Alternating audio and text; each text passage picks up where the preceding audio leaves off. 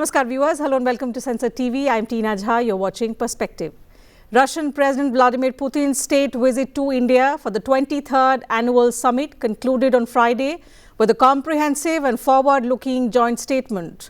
From defense, energy and nuclear cooperation to trade, technology, critical minerals, connectivity and people-to-people linkages, the joint statement spans the full spectrum of engagement.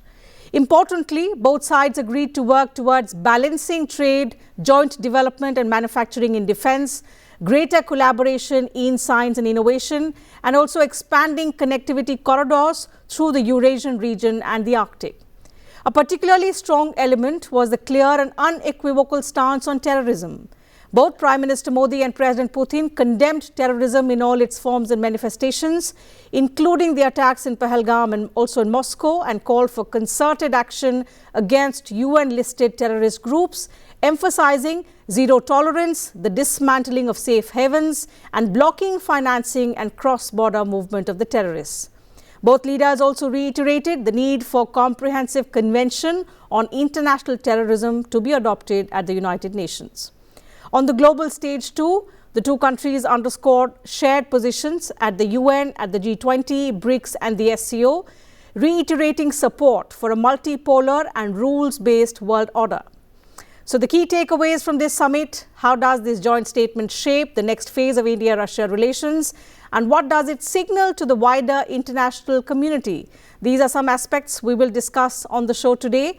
Joining us are two distinguished guests, former Ambassador Anil Trigunayat, former diplomat. Ambassador, always a pleasure to have you with us on our shows. Also joining us is Dr. Rashmini Koparkar, Assistant Professor, Center for Russian and Central Asian Studies, School of International Studies, JNU. Dr. Koparkar, thank you for your time. Welcome to Sansad TV.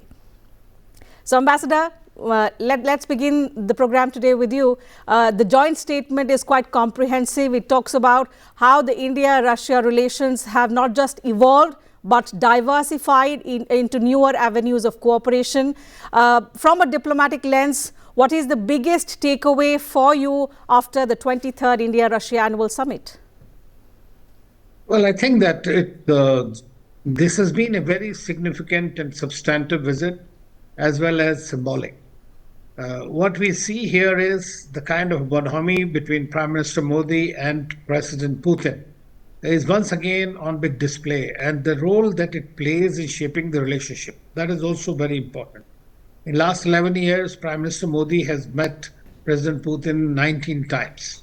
And this particular visit is, of course, in the context of the annual summit that President Putin and I used to work at that time in Moscow. Was started in 2000 during his visit. And since then, this is the 23rd summit that has taken place, but this was the visit which took place after the Russia-Ukraine war began. And therefore, it has greater significance essentially from the international perspective. Bilaterally, I think the relationship is doing much better than it was in the past. One of the biggest problem that we used to face was how to take the trade forward beyond 15 billion, $10 billion. The target used to be 30 billion. And last year we already had, as was mentioned by everybody, about 64 to 68 billion dollars, which is quite a lot. But then a new kind of a complex has arrived, and that is the trade deficit for India. And that is what needs to be addressed. And that's why this major economic plan. So the focus was essentially on getting a balanced, sustainable trade and investment between the two countries going forward. For me, the biggest takeaway was that I think that this was the strategic autonomy of India on full display. Ambassador, a related question also on what the Russian president had to say about India. Russia calling India an anchor of global peace and stability. How do you interpret this in terms of strategic signaling, political reassurance, and given the complexities in the current geopolitical landscape, what do you make of this statement? Well, I think that President Putin has been extremely open about this, and he has been repeatedly talking about India in glowing terms and about Prime Minister Modi in person, because he knows him well. He's his great friend, and they understand, they talk to each other So India's policy with regard to conflicts is through dialogue, diplomacy, and peace. And as Prime Minister Modi today again reiterated in his own statement about the peace. So naturally, remains an anchor of peace, and that's an acknowledgement by President Putin once again. I mean, Prime Minister Modi had told him, and that is because he's a great friend, that on his face that this is not an era of war, and now he's saying this is an era of peace. So I think that is an extremely important endorsement of India's position globally, especially when there is a global churn that is taking place where unilateralism has really expanded beyond any reasonable limit. And it is just going, I would say, berserk. And so, in that kind of situation, when we talk of multilateralism, when we talk of international cooperation, that becomes increasingly significant.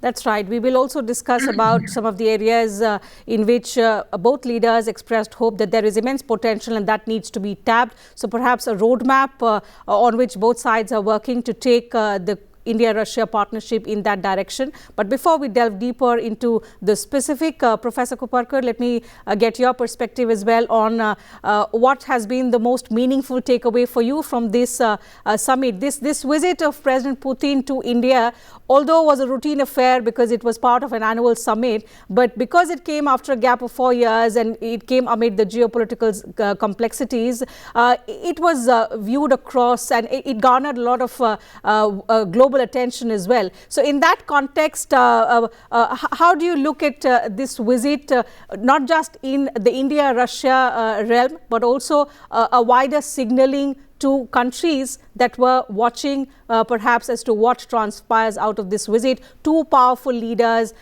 meeting after a gap in India, meeting after a gap of 4 years. Of course, as Ambassador rightly put it, in the last 11 years, they've met 19 times and just recently at the SCO.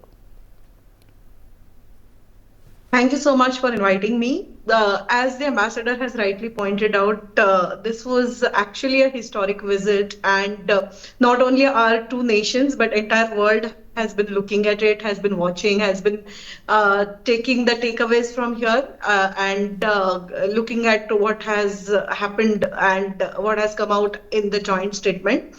Though it was a routine visit, but you cannot call it a routine visit because after we signed the strategic partnership agreement in 2000, such annual summits have been happening each year, alternatively once in Moscow and once in Delhi.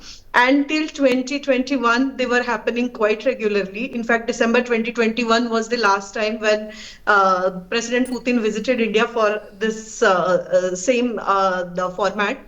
And ever since, it was actually being doubted that whether that annual format, that regularity, that routineness would come back to our relations, because they were meeting at regular intervals at BRICS and SCO formats. But the annual summit was something that was being missed. So this is kind of a restoration of that routine visits and talks. Apart from being routine, this was also path-breaking visit in many ways, because it talked about strengthening the traditional areas of cooperation and also about exploring new areas of cooperation.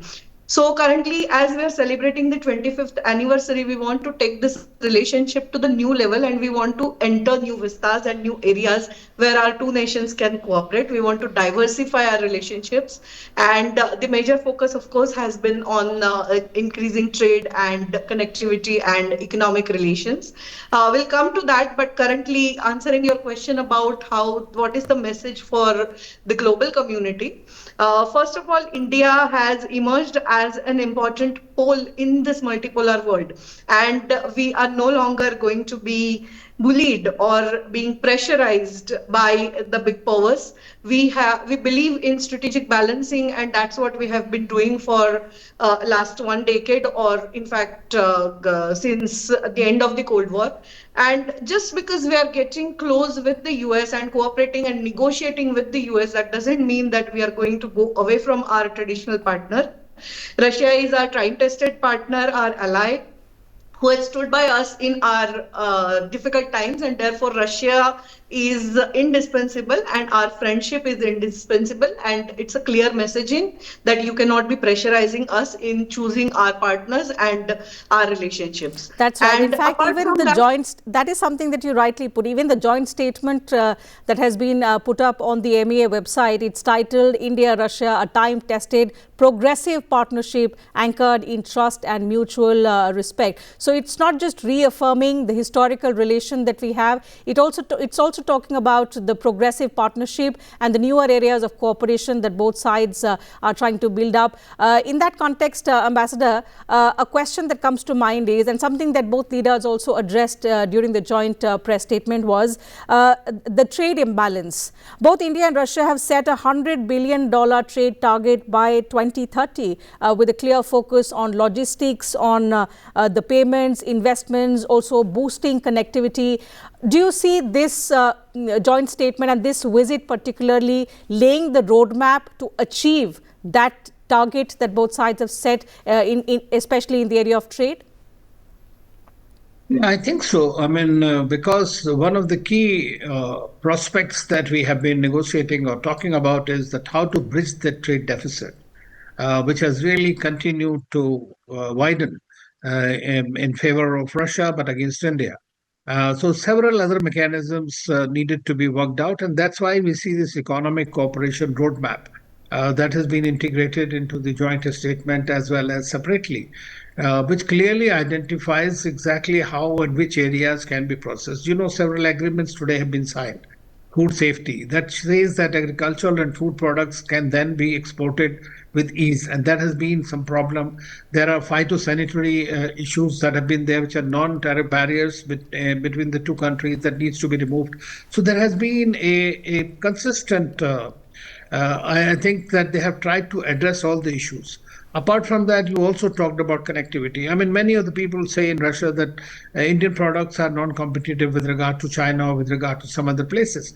Now, that is also a problem of sometimes of connectivity, the distance, the barriers, and therefore those have been addressed this time very particularly. Then certain other areas and investments have been done. For the first time, you see the Indian pharmaceutical companies will be able to manufacture there.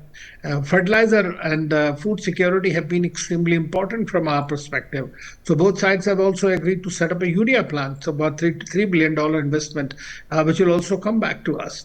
Now, there are certain countries with which it is difficult to have this zero-sum game in trade, in import and export.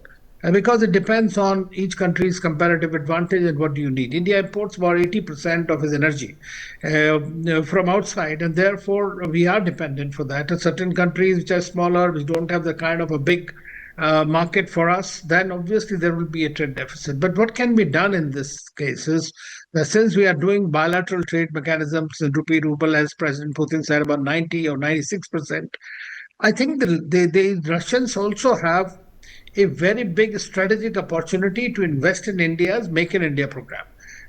This is a kind of a window which is unlikely to come in a while. And I also tell my Indian friends who are in businesses that this is also the Soviet movement for you. I mean, if you really want to take this opportunity forward and go into the country in Far East, in different parts, and try to set up businesses and do the trading, supply things, locally manufactured. So this has to be a complete value supply chain that can be done. But for that, it is also important today, and this has been mentioned in the statement, if you see where you read fine print, that there have to be these unilateral sanctions immune mechanisms between the two countries through special purpose vehicles or otherwise, which would need to be set up. And the government support will be required a great deal in going forward, because a large number of companies are also scared of secondary sanctions or being caught in the crosshairs between Trump and Putin. In fact, taking on from what you said about the joint production aspect, it's clear, Professor Koparkar, that the military technical cooperation has moved far beyond the buyer-supplier relationship that we had with Russia to now joint development and co-production. And this is going to be expanded now after the announcement today following the 23rd annual summit. Two parts to my question to you. How significant is this for India's defense self-reliance, for strategic autonomy? And part two is, Could this be a pushback of sorts, especially from the West, given the manner in which we've seen tariffs playing out with the kind of cooperation that we've had with Russia, although currently it's for oil, but given the manner in which things are happening, it could affect our defense partnership as well. So how do you look at the co-production aspect being expanding and it helping India balance its relationship both with Russia as well as with the United States? Right. So Russia has always been our traditional partner, and in fact, we have been totally dependent on Russian equipment and Russian ammunitions. So there was a time when our dependence was 70%, and now we have tried to diversify it, and consistently we are trying to attract new partners. So we have had our agreements with France, Israel, US, and so on to diversify our business, the military imports.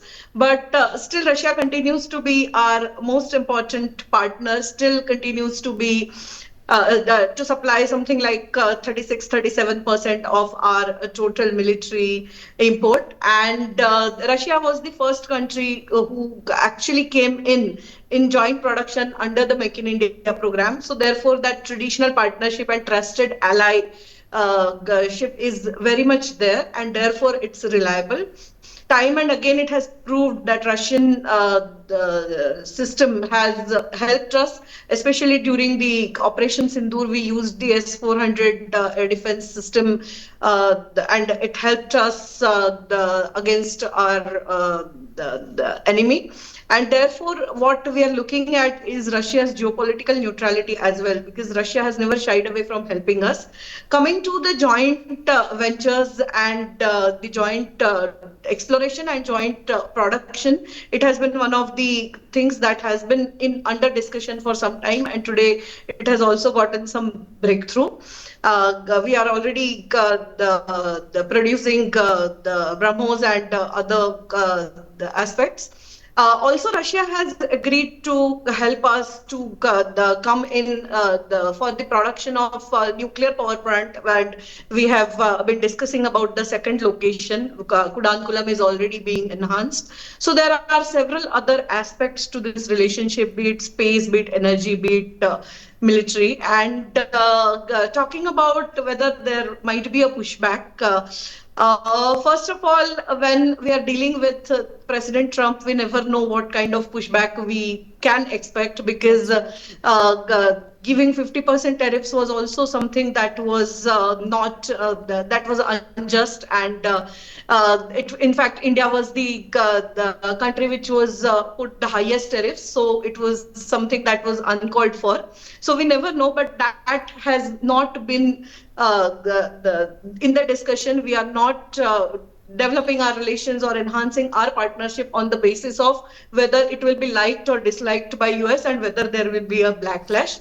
If there is, what's important at the moment is that it gives a significant push to our indigenization drive, and that at the moment I think is more important, is what I believe is your point. But beyond the operational needs, Ambassador, if I can take that question to you, what's been interesting about the joint statement is that it also envisions exporting jointly produced defense equipment to mutually friendly third countries.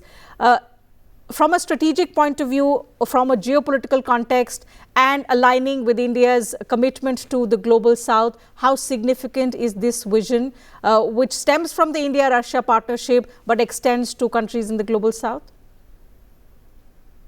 I think we're living in a globalized world, and basically in that India is trying to become a net exporter of defense products, and we have done rather well in recent years.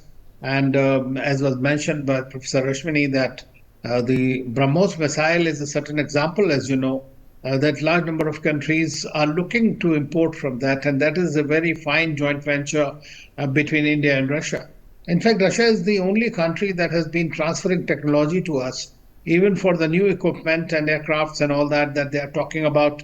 Is they ready to transfer full technologies apart from investments? Now, that is something that's very important. Of course, when you do the joint venture, there is something that is inherent, that there could be certain restrictions to which countries can you supply that technology. So obviously the wordings that you mentioned, that mutually acceptable, friendly countries. So obviously it will be given to to anywhere. Most countries don't have a problem except some countries in the West. So whatever we are going to produce, A, will be used by us.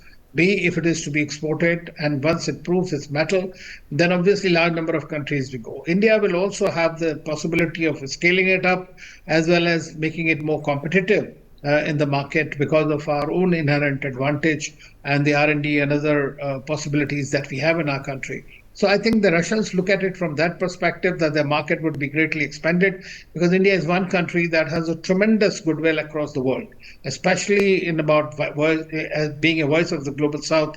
And most of the developing countries do look up to India and trust India. So trust factor is extremely important in defense and security matters, and that's where it can work. So India's focus on Make in India for the world is something that is going to play out with much vigor between the two countries. Okay, so Ambassador, you spoke about tech collaboration. Of course, there are efforts to expand that collaboration into several areas. But one important area which both leaders also mentioned during the presser and also finds mention in the joint statement is their strong statement against terrorism, unequivocal condemnation against all forms of terrorism. And this is where the question arises is when we talk about tech collaboration. Professor Koparkar, to you, the question to you is, at a time when the global dynamics have changed, the manner in which the terrorists operate have changed, they're also using all sorts of advanced and emerging technologies, the threat perception for both countries, because both India and Russia are victims of terrorism, how do you see us expanding our collaboration into, say, something like a counter-terror technology, more intelligence sharing? We have a history of that kind of partnership, but going forth, when we are talking about broadening that cooperation, how do you look at the roadmap? What is the best possible way in which both sides can help each other fight the menace of terrorism? So actually, if we talk about Russia and India, we both have been the victims of terrorism, and there have been deadly attacks in the recent past that have literally shaken our nations. And so there has been an agreement between both these countries that we have to come to the rescue of each other. We have to help each other in fighting this menace. And therefore, joint the counter-terrorism exercises have been there on our agenda for quite some time. Not only that, we have also been helping each other and supporting each other in the international fora like UN and SCO when it comes to counter-terrorism and action against the designated terrorists and to come up with statements. Russia has also been the UNSC partner, and in that area also we have been talking about counter-terrorism, especially when it comes to bilateral cooperation. Russia and India have been sharing information, and we have also have our joint exercises towards that area where we train each other's personnel towards the joint the counter-terrorism operations. In fact, that's something that has been quite significant in addition to trade, investment, also in relation to connectivity. There have been so many agreements that have been signed.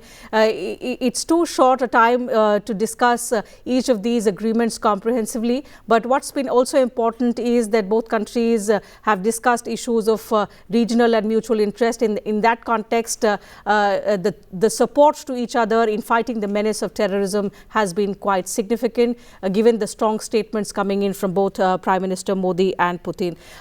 Time is running out. We'll have to stop at that. Thank you once again, Ambassador, to you and Professor for joining in today and sharing your views on this comprehensive joint statement between India and Russia following the 23rd India-Russia Annual Summit. It's been quite a detailed statement, not possible to cover each aspect, but we've tried to cover the broad contours, some of the most important ones, some areas that have historically guided our relationship, but some of the newer areas that have a whole lot of potential, about which both leaders also spoke about, and in which the roadmap is now progressing towards perhaps diversifying the India-Russia partnership for the future as well. So with that, we'll have to wrap up the conversation. Thank you once again to both our guests and to you viewers for your time as well. That's it from us on this edition of Perspective.